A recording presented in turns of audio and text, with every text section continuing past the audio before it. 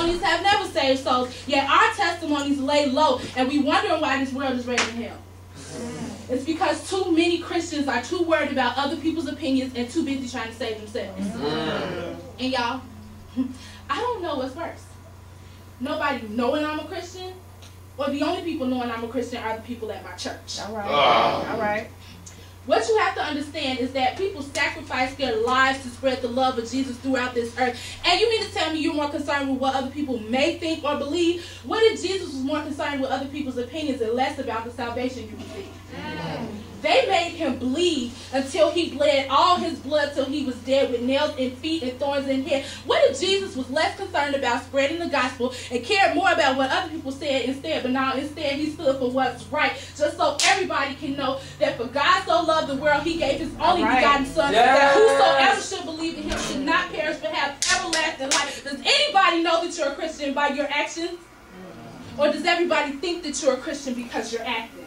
Oh, wow. See, the only reason I'm asking is because most of us are putting on a facade trying to treat our walk with God like we're expecting full-time benefits when really he's our part-time job. But see, walking with God ain't a part-time gig. It ain't a job or a career. It's a lifestyle that you live. And what you have to understand is that one soul's trash is another soul's treasure. And if y'all won't take the time, Jay-Z will continue to convince them that Jesus Christ can't save them with an empire state of mind. All right.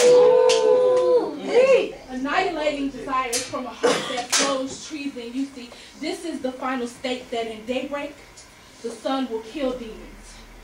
And this is not twilight, but it can happen in a twinkle. So please don't blink, because this is the last scene of the final sequel. Because faith comes by hearing, and God declares unbelieving and unspeaking as equal. We miss heaven's assignments based on nouns. People, places, things, and ideas. Making lifestyle choices based on how things appear. We're wavering in faith, but walking in fear. All while declaring these three magical words, hoping it all disappears. God, forgive me.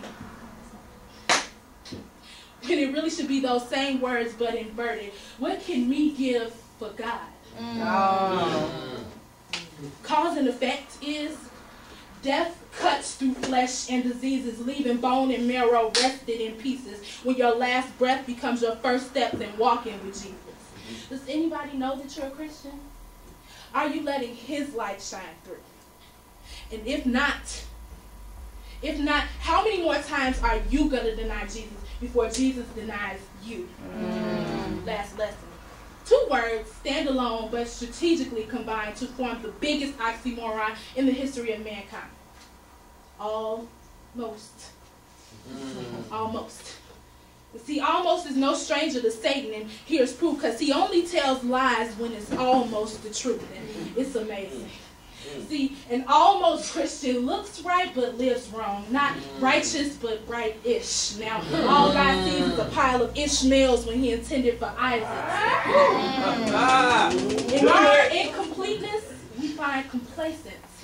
But if almost is one of Lucifer's many traits, then we are inadvertently good at Satan impersonations. But on the contrary, Jesus did his job fully. To pardon my iniquities, which I committed rudely, he resurrected from the grave just to tell death to excuse me. So, how can life exist when my sisters close them and my brothers zip them? You thinking pants, I'm thinking lips.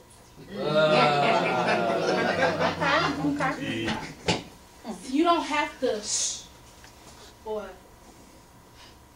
anymore. For the sake of life, open your mouth. Speak. Oh, yeah. I'm going to do that, but I got to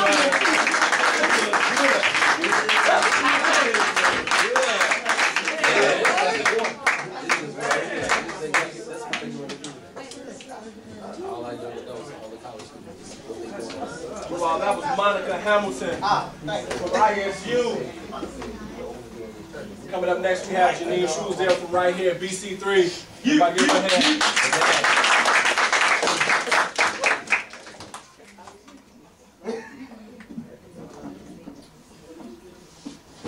Wrapped in flesh, couldn't feel my spirit.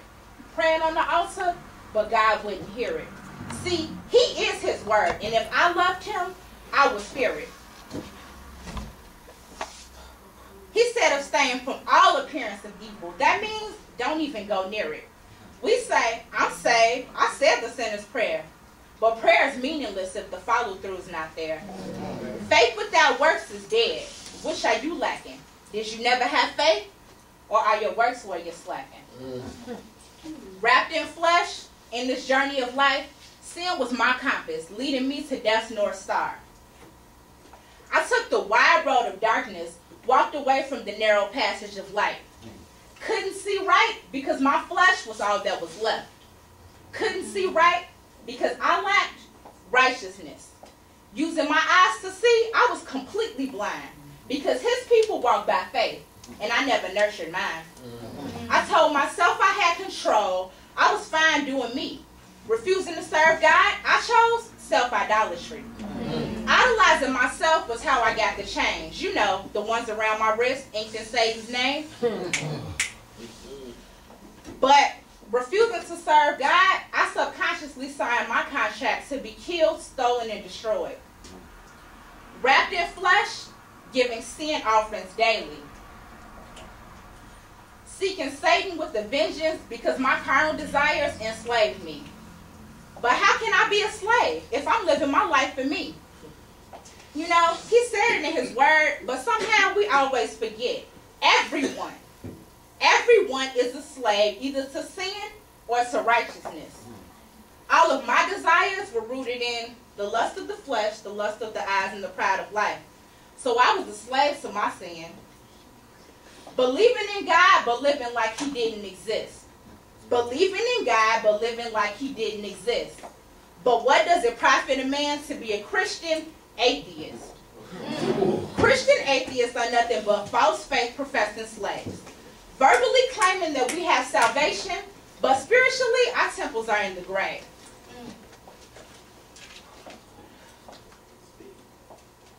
Satan is our master, but God is still our judge. So come judgment day, he'll be fully ready to charge us, convicting us of spiritual suicide, sentencing us straight to hell. The length will be eternity without bond or bail. Wrapped in my flesh, I was wearing Satan's armor, resisting God's holy way, preparing myself for sin every single moment of every single day. Wearing a belt of deception around my waist, corruption on my chest, my feet were sandaled in unwillingness. Carrying a shield of faithlessness,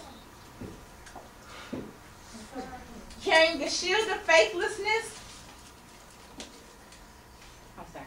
Go ahead. Take your time. Whew.